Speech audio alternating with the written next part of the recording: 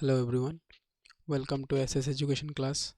आज हम लोग प्रीवियस ईयर क्वेश्चंस को कंटिन्यू करेंगे और आज जो हम लोग स्टार्ट करने जा रहे हैं वो है पेपर 1, लास्ट ईयर का पेपर 1।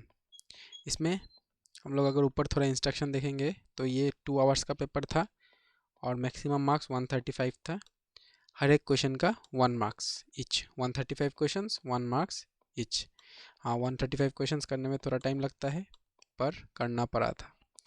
इस बार देखते हैं कैसा क्वेश्चन पेपर आता है। और ये पेपर 1 है जो कि HSLC और इक्विवेलेंट के लिए है। HSLC और इक्विवेलेंट।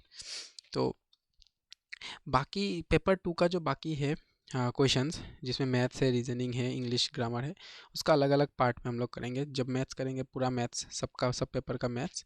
जब रीजनिंग करेंगे सब पेपर का रीजनिंग, और जब ग्रामर करेंगे सब पेपर का ग्रामर को एनालाइज करेंगे।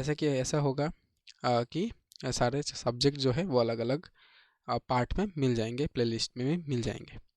तो आज जो हम लोग करने जा रहे हैं वो है जीके ही करने जाएंगे। जीके को कंटिन्यू करते हैं और पेपर 1 का जीके को देखते हैं। सबसे पहला क्वेश्चन है very easy question, Victoria memorial कहाँ पे सिचुएटेड है? The Victoria memorial is situated in, तो इसका जो आंसर है वो है कोलकाता। तो विक्टोरिया मेमोरियल कहाँ पे है? कोलकाता। नेक्स्ट क्वेश्चन में चलते हैं।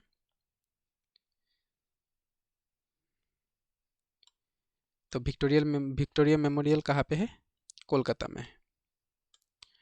नेक्स्ट दूसरा question, in which track and field sports Hima Das participated?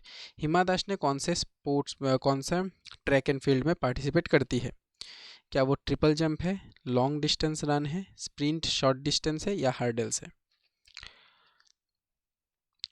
तो इसका आंसर जो है वो है स्प्रिंट शॉर्ट डिस्टेंस। देखिए, हिमा दास के बारे में पिछले साल पूछा गया था। इस साल हो सकता है कि हिमा दास के बारे में ना पूछा जाए, पर स्पोर्ट्स से तो पूछा ही जाएगा। तो आप लोग आईसीसी जो गया है इस बार वर्ल्ड कप, उसके बारे में पूरा जानकारी ले लीजिए। Man of the match, man of the series, फिर बाकी जो है जितने भी जो अवार्ड्स रहते हैं उनके बारे में जान लीजिएगा, क्योंकि इसमें से पूछ सकते हैं हाईएस्ट विकेट टेकर कौन थे, हाईएस्ट रन मेकर कौन थे। तो ये सब पूछा जा सकता है। तो कुछ भी पूछा जा सकता है, पर मेरे हिसाब से आईसीसी क्रिकेट वर्ल्ड कप से ही पूछा जाएगा। विनर कौन है? ऑस्ट्रेलिया। बहुत लोगों को अगर नहीं पता होगा तो, ज़्यादातर लोगों को पता ही होगा, पर तब भी ये जानना पड़ेगा। तो आप लोग स्पोर्ट्स में भी थोड़ा ध्यान दीजिए, क्योंकि ज़्यादा तो नहीं पूछेंगे।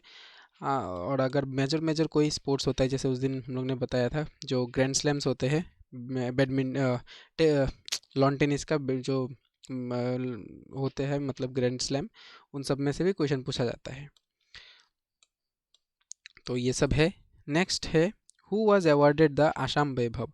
आसाम वैभव जो कि हम लोग के आसाम का सबसे बड़ा अवार्ड है, सिविलियन अवार्ड है, वो दिसंबर 2021 में किसको दिया गया था? तो ये दिया गया था रतन टाटा जी को। तो रतन टाटा जी को आसाम वैभव अवार्ड से सम्मानित किया गया था। अभी हम लोग आगे बढ़ते हैं। नेक्स्ट क्वेश्चन है, नरेंद्र मोदी स्टेडियम, इसके बारे में आप लोग अभी पूरा ही जान चुके होंगे, क्योंकि नरेंद्र मोदी स्टेडियम पिछले साल बना था, इसलिए नरेंद्र मोदी स्टेडियम के बारे में पूछा गया। इस बार अगर पूछेंगे तो फाइनल कहाँ पे खेला गया, तो नरेंद्र मोदी स्टेडियम आएगा। तो ये कहाँ पे खेला गया था कल, अगर आपको पता है तो? ये अहमदाबाद में खेला गया था। तो नरेंद्र मोदी स्टेडियम कहाँ पे है? अहमदाबाद में है। अभी हम लोग नेक्स्ट क्वेश्चन देखते हैं। ये क्वेश्चन पूछ रहा है, what does LED stand for in MPLED? MPLED में एलईडी क्या है? देखिए, एमपीएलईडी का फुल फॉर्म है member of parliament local area development, और इसी के साथ साथ एलईडी क्या हो जाता है? Local area development. तो लोकल एरिया डेवलपमेंट जो होता है वो होता है एलएडी, याद रखना है। नेक्स्ट जो है, ऑन हुज बर्थडे अभिरुचि sports day is very important. देखिए, अभिरुचि स्पोर्ट्स डे के बारे में बहुत ज़्यादा ज़रूरी है ये चीज़। और ये हम लोग के आसाम में किसके किन किन किन के बर्थडे के में सेलिब्रेट किया जाता है अभिरुचि स्पोर्ट्स डे? ये है आंसर होगा भोगेश्वर बरुआ। भोगेश्वर बरुआ जी के बर्थडे में हम लोग अभिरुचि स्पोर्ट्स डे पालन करते हैं आसाम में, और ये एवरी ईयर 3 सितंबर को पालन किया जाता है, मनाया जाता है। तो इसका आंसर होगा Bhogeshwar Barua. Which one of the following places connect Assam with Arunachal Pradesh? तो इनमें से कौन सा जगह हम लोग आसाम को अरुणाचल प्रदेश से कनेक्ट करता है? इसका आंसर जो है वो है दिराक। इसका आंसर होगा दिराक। दिराक हम लोग के आसाम को अरुणाचल प्रदेश से कनेक्ट करता है। Who was the first person from the Assam to clear the Indian Civil Service? ये आप सबको पता होगा। इसका आंसर है आनंदराम बरुआ।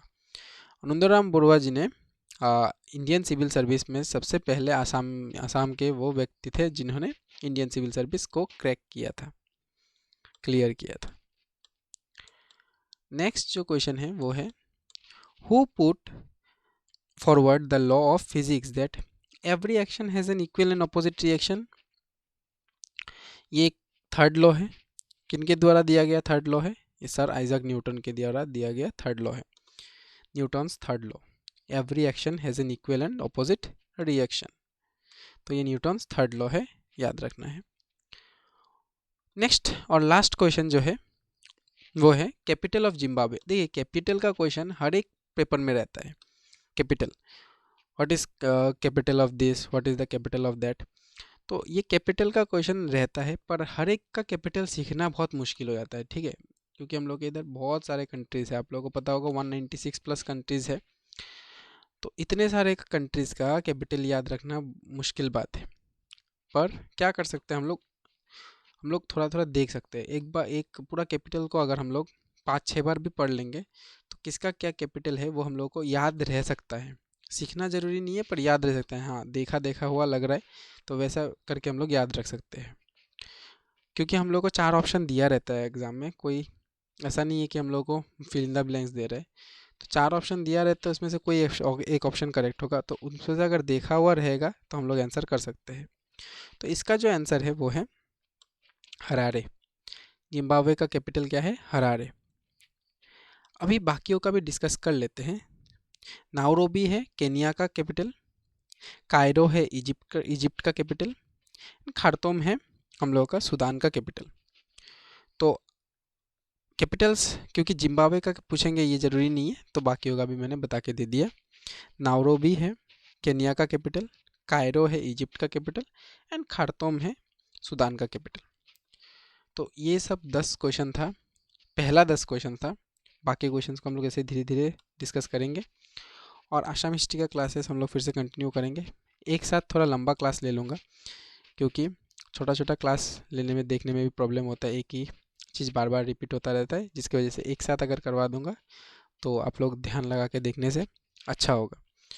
तो एक दिन आसाम हिस्ट्री का लंबा क्लास होगा जो बाकी है, और एक साथ हम लोग एंशियंट हिस्ट्री को ख़त्म कर लेंगे। तो आज के लिए इतना ही। Thank you.